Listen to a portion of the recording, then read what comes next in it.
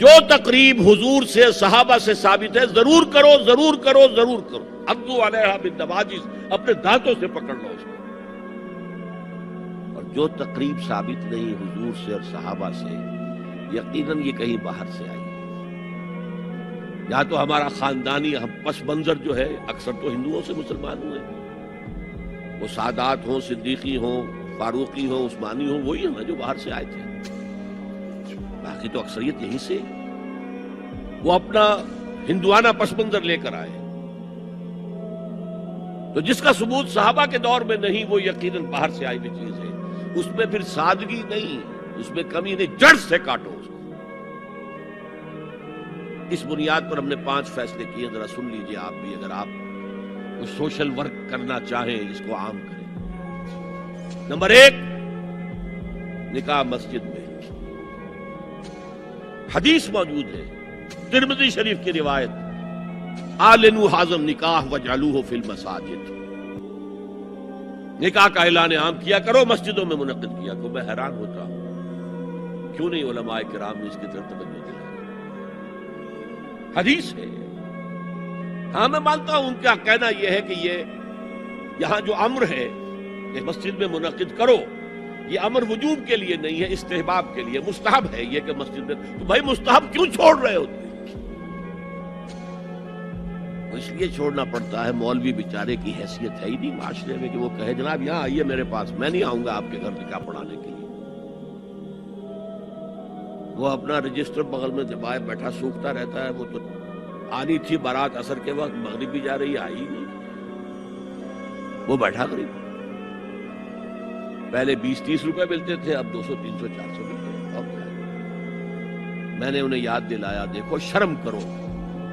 عیسائیوں نے آج تک اپنے چرچ کی اور اپنے پادری کی عزت یہ رکھی ہے کہ شہزادے اور شہزادی کی شادی ہوگی وہ بھی پادری چرچ میں آئے.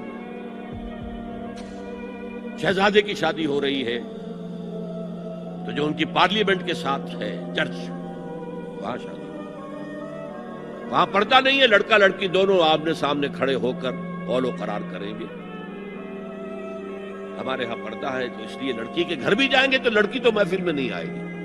لڑکی کا ایک وکیل ہوگا، وہ وکیل اجازت لے کر آئے گا، 2 اس کے گواہ ہوں گے، اس کے سامنے اجازت لی گئی، پھر وہ نکاح خواہ کو اجازت دینی، نکاح پڑھا گیا. پہلی بات یہ ہو گئی کہ نکاح مسجد. نمبر 2، نکاح کے موقع پر کوئی دعوت طعام نہیں، کوئی ثابت نہیں. دعوت طعام صرف ایک ہے، وہ ولیمہ ہے. اور اس قدر معقول بات ہے، سب باپ اپنے سینوں پر ہاتھ رکھ کر سوچیں اور میری بات سنیں. کیا بیٹی کو گھر سے رخصت کرنے کا وقت جو ہے وہ خوشی کا وقت ہوتا ہے؟ جب بیٹی گھر سے جا رہی ہو، کوئی جانور بھی آپ قربانی کے لیے، کوئی مینڈھا کو بکرا لے آئیں 8-10 دن پہلے اور بچے مانوس ہو جائیں، تو وہ جب آپ ذبح کرتے ہیں تو پچھاڑے کھاتے ہیں کہ نہیں بچے؟ اور یہ لخت جگر ہے، نور چشم ہے، 18 20 22 برس گھر میں رہی ہے، وہ جا رہی ہے. خوشی نہیں ہے وہاں، صرف یہ ہوتا ہے سائی آف ریلیف کہ ایک ذمہ داری کا بوجھ تھا، اللہ نے آج پورا کرا دیا، اتروا دیا. پھر بھی اندیشہ ہوتا ہے، پتہ نہیں مزاج ملے نہ ملے، نئے ماحول میں جا رہی ہے، وہاں جا کر ایڈجسٹ ہو یا نہ ہو، اندیشے پھر بھی ہوتے ہیں. تو ان سے مرغ پلاؤ کھانا اور متنجن کھانا کوئی معقول بات نہیں. معقول بات کیا ہے؟ لڑکا، اس کا گھر آباد ہوا، وہ ولیمہ کرے، اس پر باقاعدہ حدیث اولبو ولو بشاۃ، ولیمہ ضرور کرو چاہے ایک ہی بکری ہو تمہارے پاس، ذبح کرو، کاٹو، کھلاؤ گوشت اپنے دوستوں کو آباد. یہاں تک کہا کہ بے طعام الولیمہ، برا کھانا ہے ولیمے کا کہ اس میں غریبوں کو نہیں بلایا جاتا. ظاہر بات ہے، مسلی کھلانے کے لیے تو ولیمہ نہیں ہوتا، اپنے احباب کو، دوستوں کو بلایا جاتا. پھر بھی میں تم سے کہتا ہوں کہ جسے ولیمے کے لیے بلایا جائے، وہ اگر نہیں جائے گا تو اللہ اور اس کے رسول کے حکم کی نافرمانی کرے.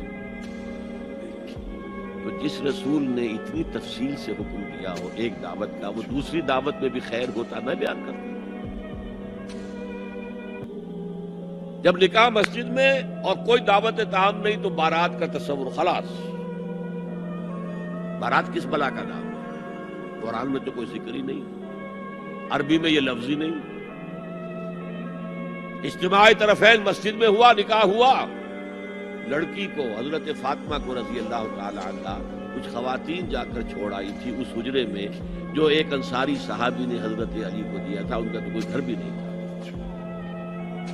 کوئی حضرت علی آئے ہوں اور آ کر ودا کرا کے لے کے گئے ہوں. چوتھی چیز، جہیز کا کوئی تصور اسلام میں نہیں. خالص ہندوانہ رسم، خالص ہندوانہ رسم، خالص ہندوانہ رسم. ہندوؤں میں کیوں ہے؟ وہ اس لیے ہے، معقول بات ہے کہ لڑکی کا وراثت میں کوئی حصہ ہے ہی نہیں.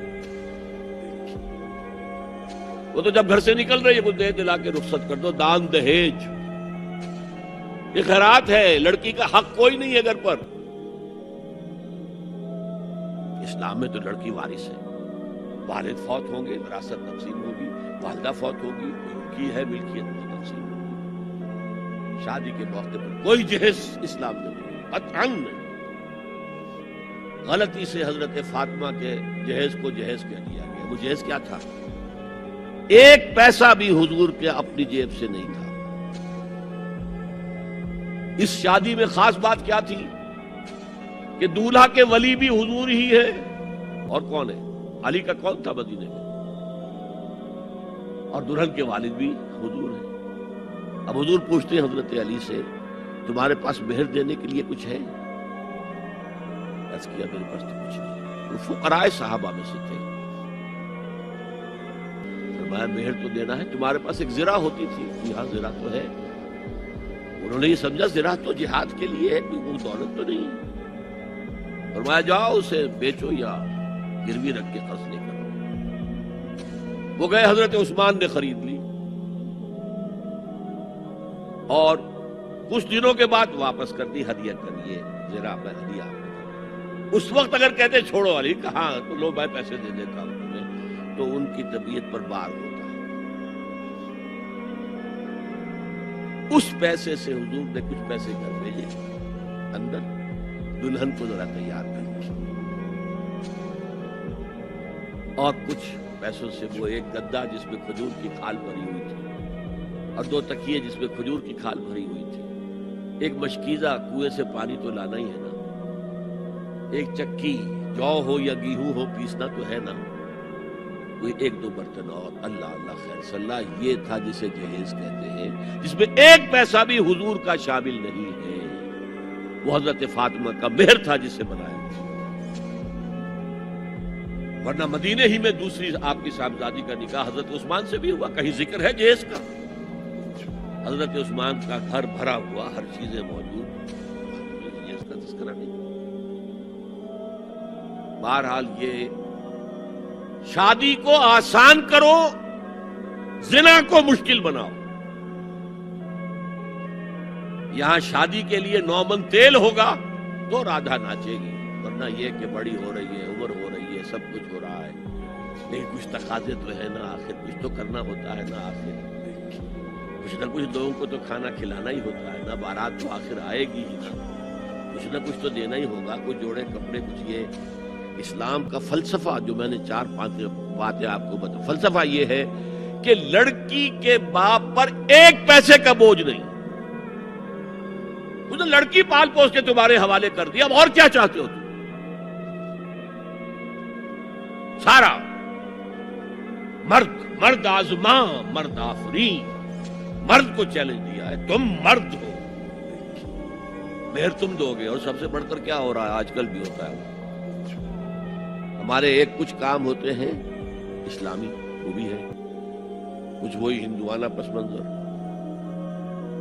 نکاح کی محفل میں چھوارے کون لے کے آتا ہے؟ جی لڑکے والے. اور پلاؤ کن سے کھاتے ہیں؟ بھائی جس کو تمہیں مرغ پلاؤ کھلا رہا ہے وہ چھوارے نہیں بانٹ سکتے تھے؟ یہ ہے اسلام اور غیر اسلام کا امتزاج. چھوارے لڑکے والے لے کر آئے. اور پھر دعوت اڑائیں گے لڑکی والوں کی.